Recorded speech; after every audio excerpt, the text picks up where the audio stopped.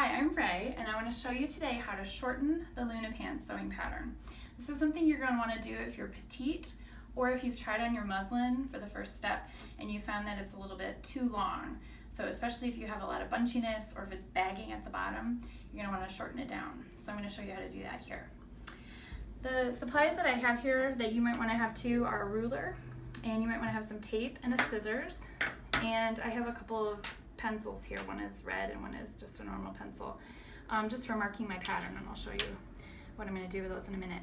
You'll also want to have your pattern pieces traced, and I use Swedish tracing paper for this, but you can also use like a non-fusible Pellin interfacing for tracing your pieces.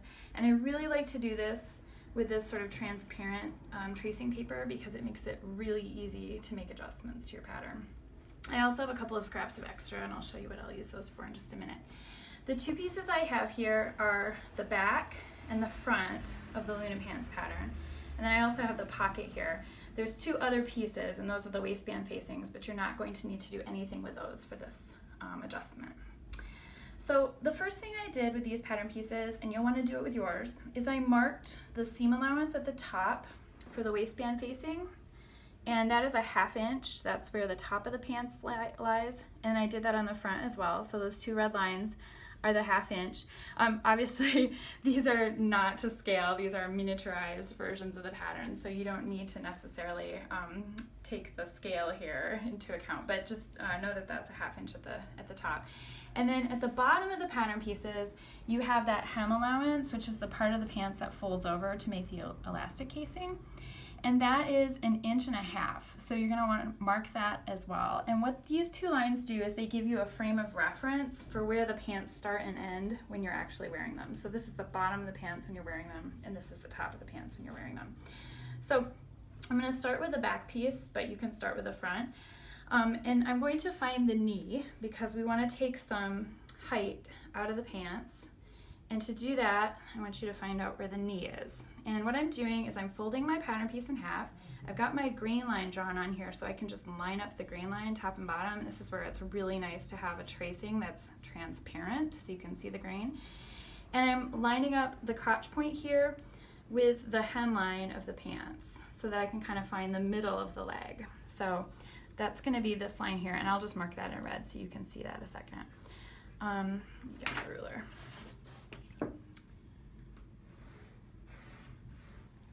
Okay, so I'm going to do that over on the front pant a minute as well. Again, I'm lining up my grain line so that it just overlaps. It's such an easy way to see that you're getting a nice horizontal line if you line up your grain lines. And then I'll draw that in, since that's probably a little hard to see.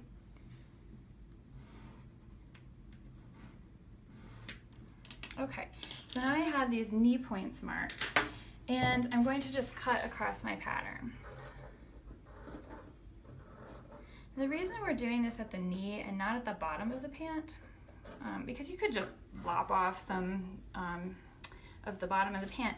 The problem is that these are a tapered leg pattern, and so if you lop off the bottom, what's going to happen is you're going to lose the narrowest part of the leg. And the problem is that if you're petite, this is going to make them look even more baggy on you, and we want them to look narrow at the bottom. That's the part where it sort of tapers in. Okay, so I've got these cut. Now at this point you're going to want to overlap the pattern pieces to subtract length. And the amount that you're going to want to do this is going to depend on how big or tall the Luna muslin was on you. So if you felt like it was 2 inches too tall, or it was 3 inches too tall, especially below the leg. This is where we're actually subtracting below the leg. We'll talk about above the crotch point, sorry, below the leg, meaning the leg portion below the crotch. We'll talk about the upper portion of the pattern in just a second. But if the legs are too long below the crotch, this is where you can subtract that length by just overlapping the two pieces. And you're going to keep the two lines from the cut edges parallel to each other and move up and down. So let's say you only need to lose 1 inch, then you can overlap 1 inch. And again, this isn't to scale, but you would use a ruler to help you measure how much to overlap. Let's say I want to take out quite a bit here. This is probably the equivalent of about 3 inches on the pattern, would be my guess. And I'm going to take a piece of tape and I'm just going to tape this into place, and I'm lining up my grain line in the middle there. And one of the things you'll notice here is that now my sides do not overlap anymore. So I have two lines on the side here that I need to fix. And that's where your scrap of tracing paper comes in. You can tape another scrap underneath, and that will allow you to have a place to fix the line on the side of the pattern. So I'm just going to do this like that. It'll make it easier to draw. And I'll trim it off in just a minute. Okay, so to redraw the sides, and I'll do this again in red, what you're going to want to do is start a little bit above your overlap and end a little bit below your overlap, and you want to smooth out that line. So you're going to go kind of right between the two lines like so. You want to just sort of smooth it out. So see, this is the top part where the line went and the bottom part where the side went, and so now I'm just sort of smoothing that out. And to a lesser extent, we need to do that over on this side. So I'm just going to smooth that out. And then you can take your scissors and trim your pattern piece so that you have a new line on the side there. Now don't forget to do this to both of your pieces. So you're going to want to do the exact same amount and the exact same thing to your front pattern piece. So overlap it by the same amount so that they match. Again, you want your front and back to line up so you don't have any problems on your seams. And then you're going to fix those side seams and inseams just the same way you did with your back. Now let's talk about fixing above the crotch, because some of you may have too much rise on your pattern. And to fix that, what we need to do is subtract a little bit of height here. So this is if your pants are too high on your waist, or you feel like when you're wearing them where you want them on your body, they go too low, so they sag too low. So if you feel like they're riding too high or too low, you may have too much height in your rise. So we're going to talk about how to fix that now. So we're going to draw a horizontal line again across the pattern piece. You do not want to do that above the top pocket notch, because that's where your facings come in and they catch the top of your pocket. And if we take a height out above that top notch, it's going to mess that up.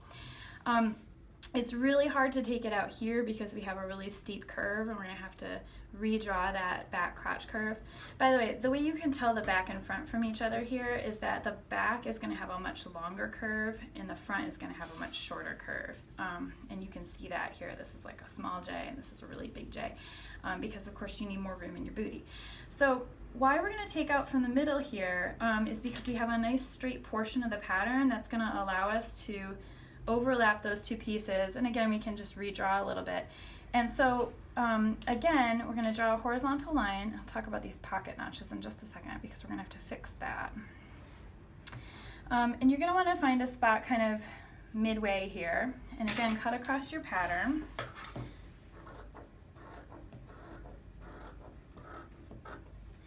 And overlap it again how much you want to subtract. Now, for the top portion of the pants, you're probably not going to be subtracting very much.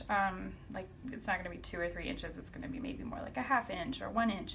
And so you want to overlap again so that these two lines are parallel. And you probably can even fix that little side seam, crotch curve here, just by kind of eyeballing it. You probably have enough space to do that just right on the pattern. So now the only problem that we're going to have is that our pocket piece now, the notches are going to be the wrong distance apart. So these two notches on the top are going to line up, but then we have 2 notches on the bottom that aren't going to line up. And to fix that, all you need to do is just take your pocket piece and redraw that bottom notch to line up with your pocket. And then just ignore the top notch that you had before. So this red notch that I'm drawing is my new notch, and that way your pockets will fit just fine on your pants. And again, remember to go ahead and repeat this for your front piece so that you have it for your back and your front. So those 2 adjustments, the knee subtraction and the rise subtraction, are going to allow you to have a shorter pattern piece overall. And the amount that you need is just going to depend on how tall you are or how long or short your legs are. So it's a personal thing, and it really helps to have a muslin to give you some numbers to work with.